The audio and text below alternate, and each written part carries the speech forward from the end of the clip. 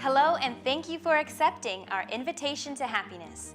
Ryuho Okawa is known as a global visionary because of his deep spiritual insight and commitment to guide the world to a brighter future. To accomplish this, he founded Happy Science Group in 1986, which is now a global movement in over 100 countries. His vision and message to the world goes beyond the differences of race and language, empowering people with love. Together, in this 8-series program, we will explore practical ways on how you can be happy and how you can take part in creating happiness as a society. We often talk about searching for happiness. We expect to find it in the partner we're destined to be with, that fulfilling career, or the lifestyle we dream of. Ironically, these are the very things, our environment, our work, and the closest people around us that seem to determine our unhappiness too. Because these things are outside of our control, sometimes we can feel powerless over the emotional turmoil they bring. But what if happiness is something that begins with you, every time and in every case?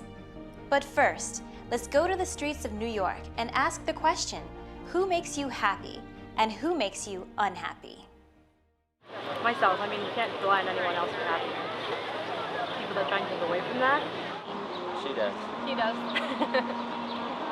Sometimes he does. Yeah. That's a hard one. Yeah, not many people make me unhappy. My grandson's 2 years old. It's just funny seeing life through those small, young eyes again. Just little Mr. Personality. So that would be, let's just say in general, the boss. I think I make myself happy most of the time. My son makes me happy when he's happy. And my husband, when he's happy, it makes me pretty happy too. Again, probably the same people. But I think that most happiness or unhappiness resides within yourself. You know, if you let people influence you, you can be unhappy. But I try to look past that and look into myself. How about you? Who makes you happy and who makes you unhappy? Let's listen to a lecture from Okawa that presents the concept that happiness begins from no one else but you. The purpose of religion is to help us grow as human beings. It is important for religion to encourage the growth of human beings. The goal of religion is to help you grow. Through that growth, we can overcome and solve the problems, strife, frustration, and suffering that may appear insurmountable. You could solve these issues by finding answers to the problems. Yet, another solution is to grow as a person, so your problems seem comparatively smaller.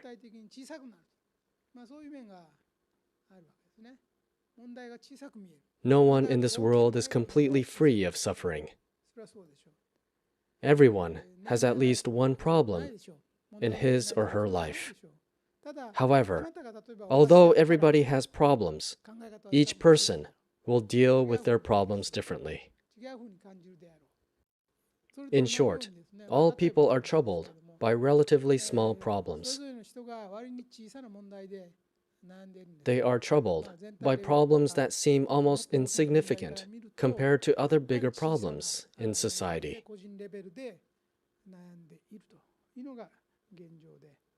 But as long as they cannot think beyond themselves, they cannot escape these problems. They cannot escape from their problems because they cannot transcend their framework as an individual. People view themselves as a tiny existence, a separate entity from the world and other people.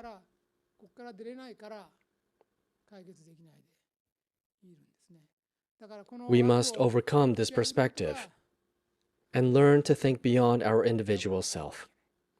But how could we accomplish that?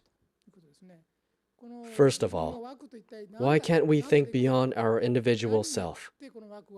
Why do we only see ourselves as separate individuals? It is because we often set limits to ourselves. This limitation comes from an egocentric, self-centered mentality. If I say negatively, it could be called self-preservation. This tendency can also be seen in animals. Some people even think everyone is out to hurt them. Even if somebody compliments you, you may think he or she has ulterior motives. You become unable to trust anyone, not even your own family, spouse, or child. Many people are trapped in this kind of thinking. They suppress themselves, and in doing that, cannot release their true, innate power.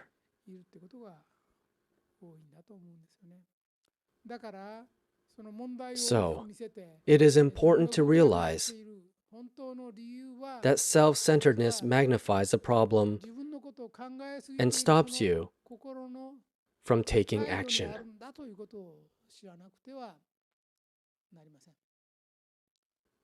You are actually thinking too much about yourself.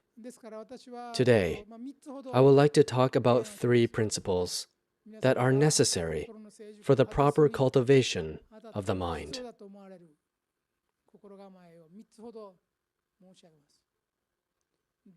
The first is to spend less time thinking about yourself and your feelings. Will this hurt me? Will this be good or bad for me? What about me? Who is the subject of those sentences? It's always about you.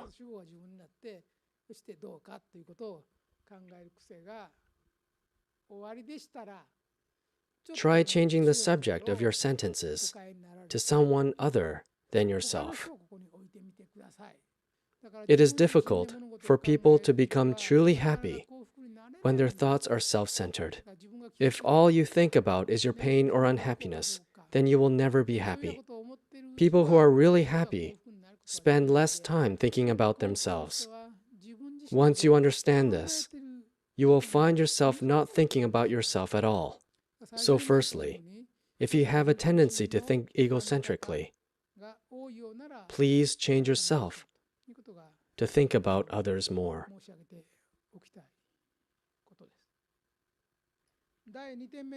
The second point is to make efforts to recognize a diversity of value systems. People tend to believe in values that are convenient to them. This is related to the first principle. Most people have a one-track mind. However, there are different kinds of people and many ways of thinking and living, just as there are various kinds of butterflies. Yet most people only have their own thought pattern and deny others based on it. Take a mother who is always worried about the time. She lives by a tight schedule, and if her children are not punctual, she gets angry at them. No matter how well behaved her children are in other things, if they are not punctual, she gets angry and keeps blaming them. It does not matter if they get good grades, always keep their rooms tidy, or have many friends. She will not forgive her children if they are not on time. So if punctuality is the most important thing to the mother, she won't be able to forgive tardiness. It is easy for us to take a single perspective and apply it to everything around us. But we often don't even realize that and believe that it is the only way to live. So we tend to judge other people with our own perspective. But I want you to take a minute to consider that the world is made up of different people. In fact, part of our growth as human beings is to recognize the many different perspectives in the world and accept the various strengths of other people. Most of our personal conflicts happen because of this. Many people cannot accept various perspectives or different value systems.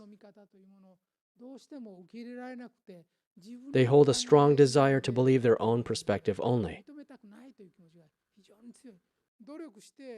We must know that there could be a valuable way of life, even if it does not match your way or taste.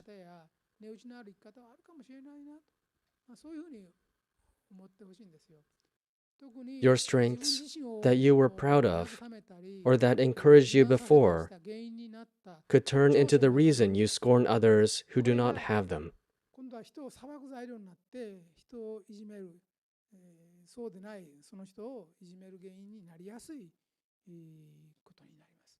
You must be careful so you do not judge others in this way. In fact, your strengths that brought you happiness can end up creating unhappiness.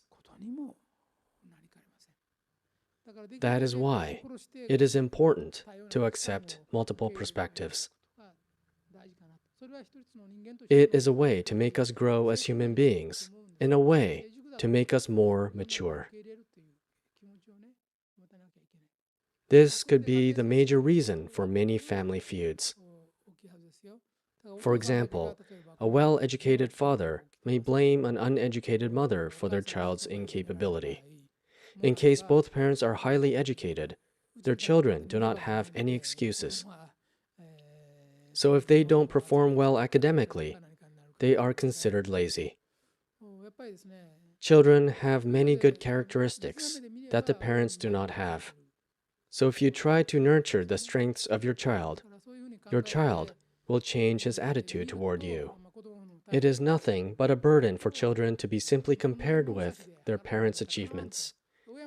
However, parents tend to look back on their childhood with rose-tinted glasses. They only remember their successes and forget about their failures. Many parents judge their children based on their glorified childhood memories, resulting in an unhappy family. Your attitude towards your spouse may be wrong as well. You may think you are objectively judging your spouse, but in fact, you could be just comparing your spouse to an old boyfriend or girlfriend. It is quite annoying to your spouse who wouldn't know about this. So, please try to have a more open mind and see things without bias. The idea of paying attention to our own thoughts might sound difficult, but is actually a very important exercise. It can be surprising how much time we spend thinking about ourselves and judging others based on our own ways of thinking. Let's go back to the lecture to learn more about how we can be more accepting of others. The third principle I want to mention is connected to the other two. It is the same and connected, but it is a very important point. If you want to live a happy life, please consider and practice forgiveness. Forgiving is a difficult task and is a religious state of mind. You must make efforts to have this mindset, because it will never come naturally to you. Knowing this fundamental truth of religion, you're able to understand why people do things. You'll realize that forgiveness has real power in our world. You need to know this. The many problems that arise between people and the cause of your unhappiness mostly come from your hatred for someone, perhaps a prolonged feeling of hatred or anger. Most people blame others as the cause of their unhappiness. That may be partly true, but the other party will probably say the same thing of you. For instance, imagine that your son is tragically struck and killed by a truck. Of course, it is tragic. You might want the driver to go to jail for the rest of his life. You may even want him to receive a death sentence. As a parent, you would be overwhelmed with resentment. I know it's quite normal to feel that way.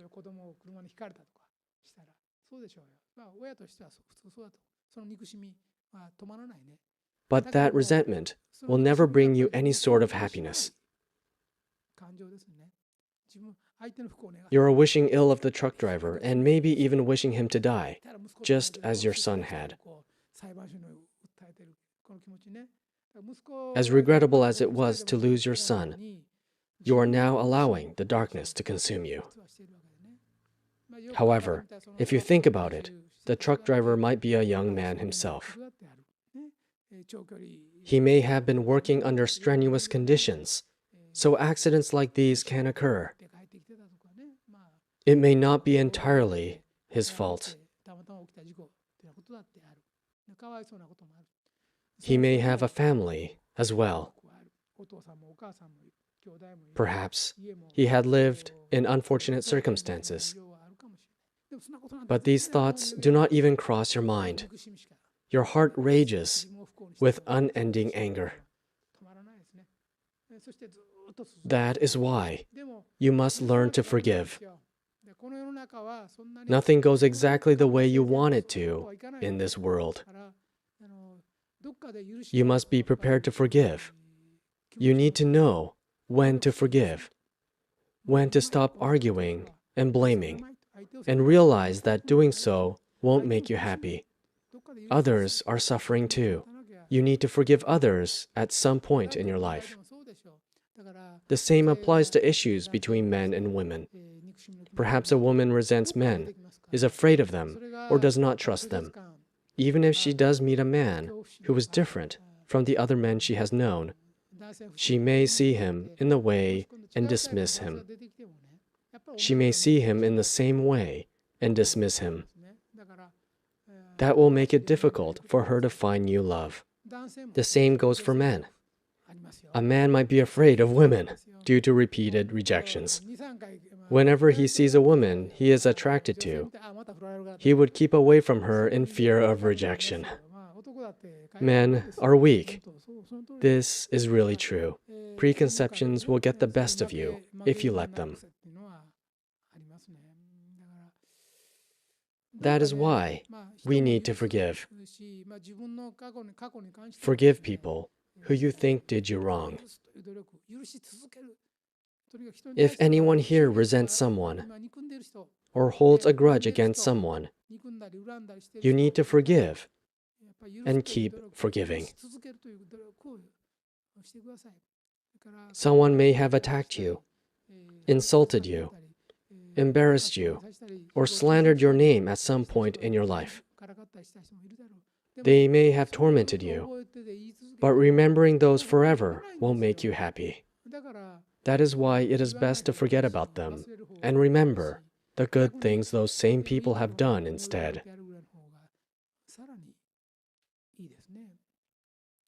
If you find yourself judging, resenting, or being angry at people you see as hurting you, you need to overcome those emotions.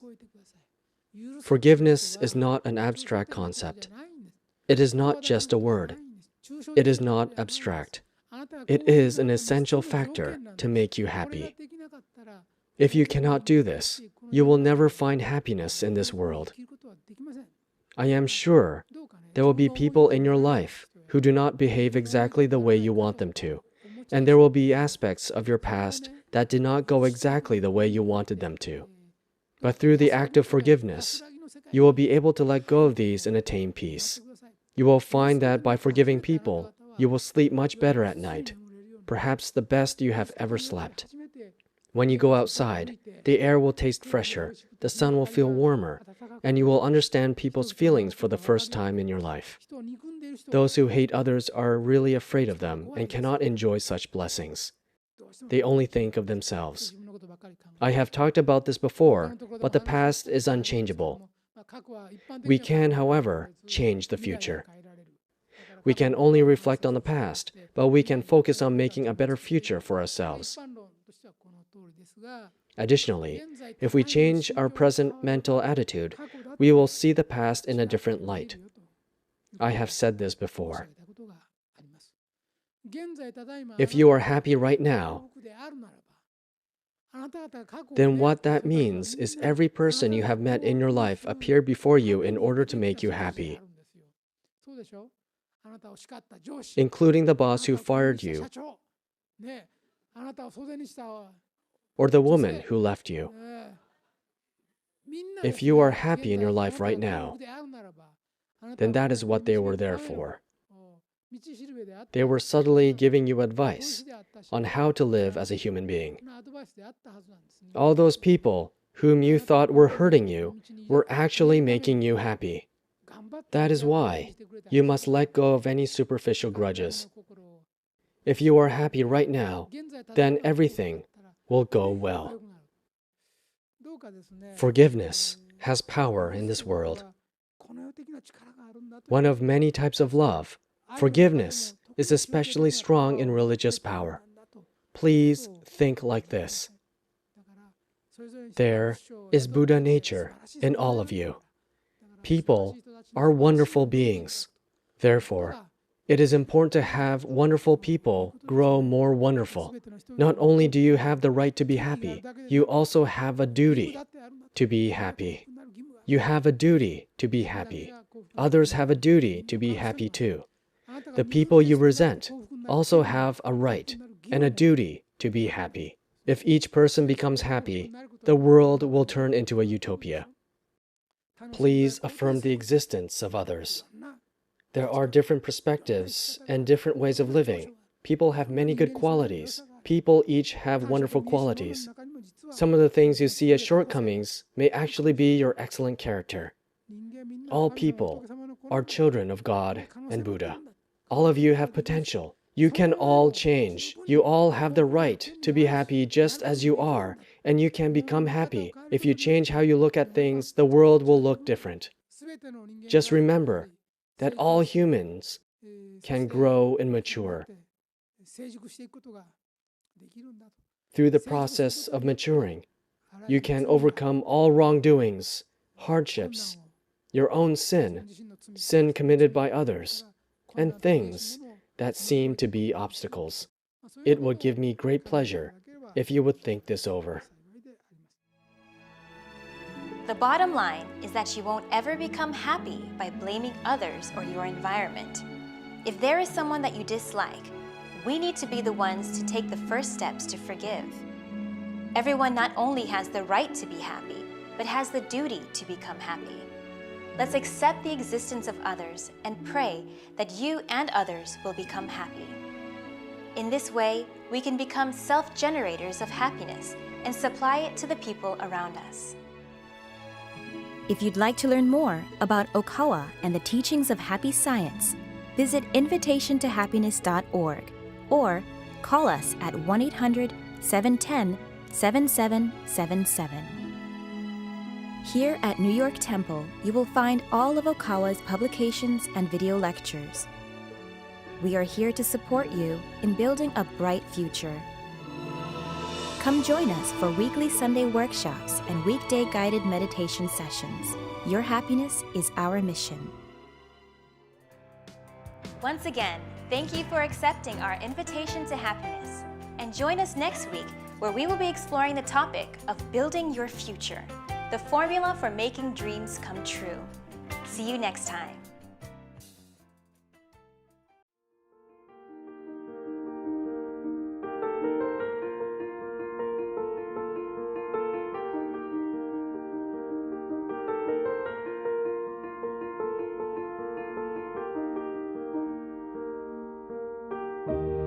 The preceding program was sponsored by Happy Science.